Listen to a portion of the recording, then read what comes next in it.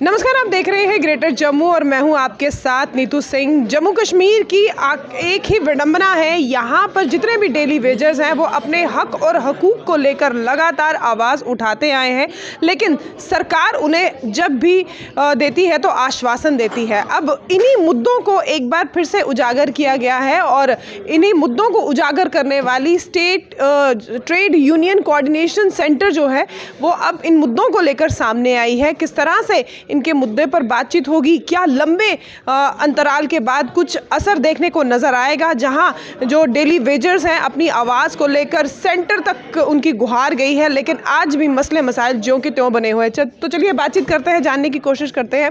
Sir, अगर daily wagers की बात की जाए, चाहे वो किसी भी डिपार्टमेंट के हों, उनके मसले मसाइल जो है आज भी उसी तरह से बने हुए हैं जिस तरह से वो पहले से थे। आवाज़ें उठाई गई, प्रोटेस्ट किए गए, प्रोटेस्ट उग्र भी हुए, लेकिन आज भी वो अपने हक के लिए इसी तरह से जो है इधर उधर भटक रहे हैं। आप किस तरह से उनकी मदद करना चाह रहे हैं?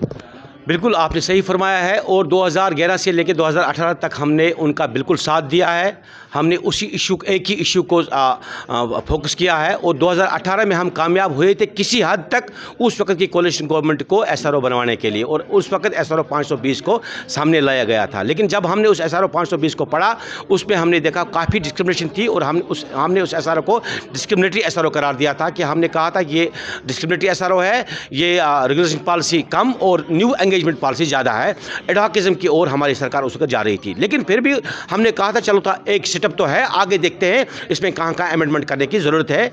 और फिर 2018 से लेकर 2025 तक उस SRO के अंडर कोई भी एक फ़र्द जो है वो रेगुलराइज नहीं किया गया, और ये हमारे साथ एक ज़्यादती है।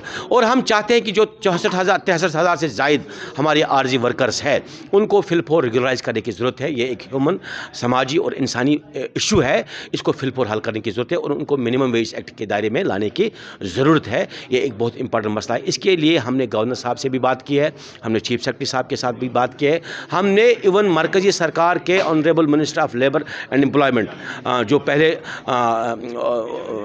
यादव जी थे, अब जो डॉक्टर मनसुख साहब है, उनके नोट्स में भी लाया है।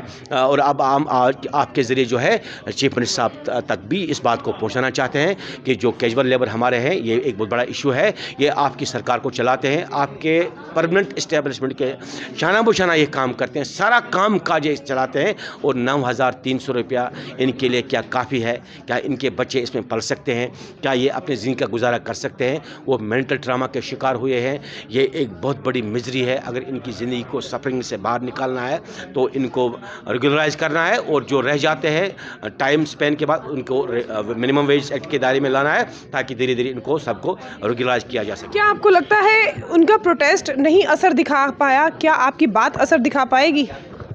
हम उम्मीद करते हैं TUCC बिलीव्स इन संवाद, समाधान एंड देन संघर्ष। अगर हमारी बात से असर नहीं होता है, हम सेटलमेंट भी देना चाहते हैं। संवाद तो उन्होंने भी किया, संघर्ष उन्होंने भी किया, लेकिन मसले वैसे ही हैं आज भी।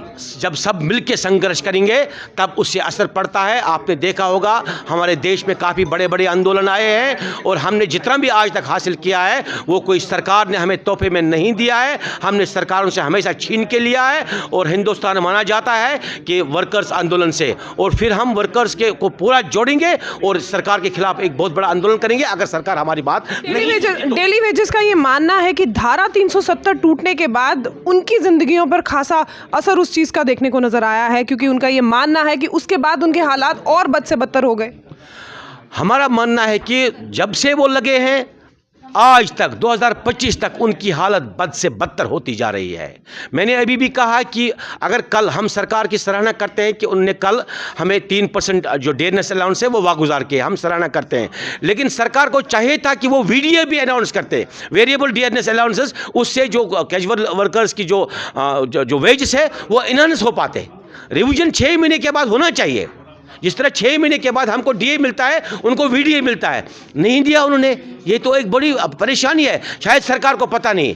अगर सरकार हमसे बात करती, हम उनको समझाते कि आपने हमको DA दिया, 63,000 से ज़ायद वर्करों को VDA दे दीजिए, उनके वेजेस को रिवाइज कीजिए। कम से कम अगर आप इस वक्त 9,000 दे रहे हैं, 12,000 दीजिए, 21,000 दे दीजिए आप उनको मिनिमम वेज एक्ट के दायरे में। इसी तरीके से आंगनबाड़ी वर्कर्स को और आशा वर्कर्स को हम चाहते हैं कि इनको वर्कर का दर्जा मिले, ताकि इनको हम मिनिमम वेज एक्ट के दायरे में लाए, क्योंकि वो ऑनरेडी वर्कर्स है, वो वर्कर्स नहीं है। वो वर्कर्स के डेफिनेशन में उनको वर्कर्स डेफिनेशन देने के बाद ही उनको मिनिमम वेज एक्ट मिल सकता है और उनको सोशल सिक्योरिटी दी जा सकती है, जैसे ESIC का या EPF का है। संवाद असर नहीं ला पाया फिर? जी, संवाद अगर आपका असर नहीं ला पाया फिर अल्टीमेटली संघर्ष का रास्ता अख्तियार करना पड़ेगा। संघर्ष तो वो कर ही रहे हैं। संघर्ष मैंने अभी कहा कि सब मिलके करना पड़ेगा। एक हो जाए तो बन सकता है खुर्शीदो मबीन, वरना इन बिखरे हुए तारों से क्या बात बनेगी।